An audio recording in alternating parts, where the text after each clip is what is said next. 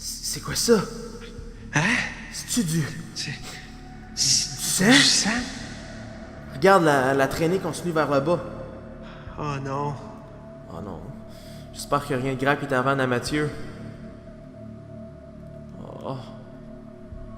La mystérieuse force qui hantait la caverne avait emporté Natsuru et Namathieu. Sous le choc, Devadip s'empressa de sortir sa pioche pour percer un trou dans la pierre. Il devait absolument sauver son ami. Quoi? Y a rien de l'autre côté. Y a aucune trace de Natsuru, rien. Le pauvre Devadip était dévasté. Il décida alors, comme tout bon héros, de retourner à sa ville natale pour s'informer sur la maison abandonnée. Il savait que l'événement qui venait de se produire n'était que le début d'une aventure funeste.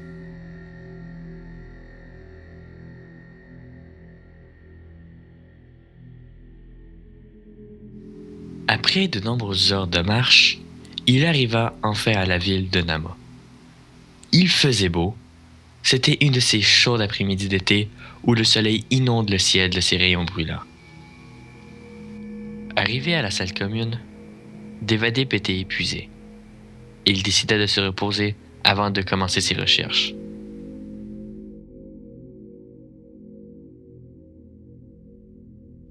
Un silence de mort régnait à l'intérieur. Une salle commune complètement vide. Qui l'aurait cru? Notre ami, à bout de force et sous le choc, n'y porta point attention. Il ne songeait qu'à sombrer dans un profond et paisible sommeil, ne serait-ce que quelques heures.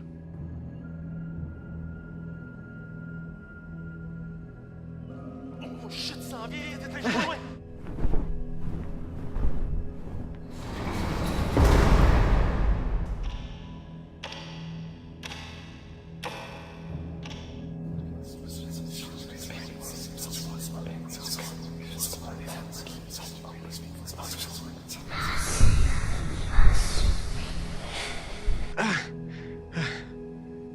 Mais c'était quoi ce rêve-là?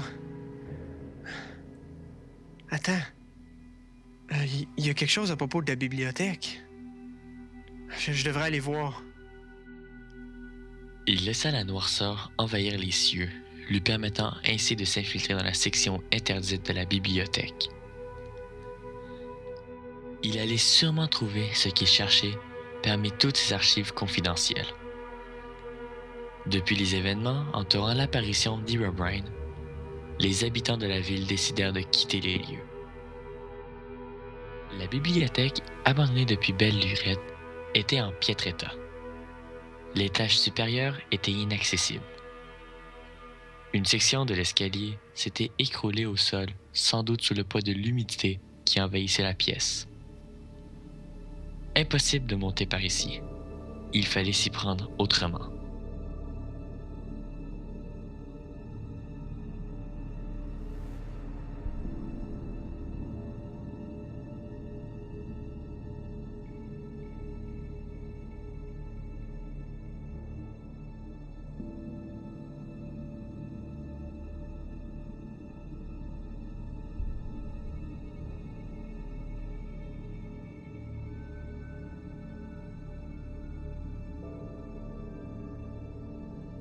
Arrivé dans la section interdite, Devadip savait qu'il y trouverait quelque chose d'important au sujet de la maison dans les bois.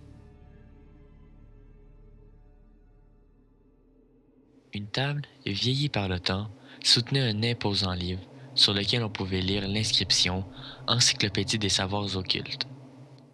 Le coin d'une page était retourné et sur celle-ci, il y avait une photo illustrant une petite maison en bois au milieu d'une plaine. Selon l'article, son propriétaire avait connu un destin tragique. Son esprit hantait désormais les lieux. Plusieurs témoignages prétendent que le spectre ferait subir son calvaire aux aventuriers qui se risquaient à visiter l'endroit. Les plus téméraires d'entre eux s'étant aventurés dans la grotte ne revinrent jamais. Selon les dires, la créature aux yeux luisants aurait l'apparence d'un revenant. Elle aurait l'habitude de kidnapper les gens dans le but de semer la panique. Apparemment, cet être nuisible tire son pouvoir du malheur qu'il fait subir aux autres. Le reste était illisible. L'encre avait coulé, tachant ainsi la partie inférieure de la page. La traînée noire avait quelque chose de particulièrement effrayant. Elle donnait l'impression que celui qui tenterait de lire ces lignes serait exposé à un grave danger. Il trouva une petite lettre cachée à la 4e de couverture. Elle faisait mention d'un endroit où la créature avait été aperçue. L'auteur lui attribuait un nom. Cette dernière s'appelait Herobrine. N'ayant aucune autre piste, il décida d'aller visiter cet endroit.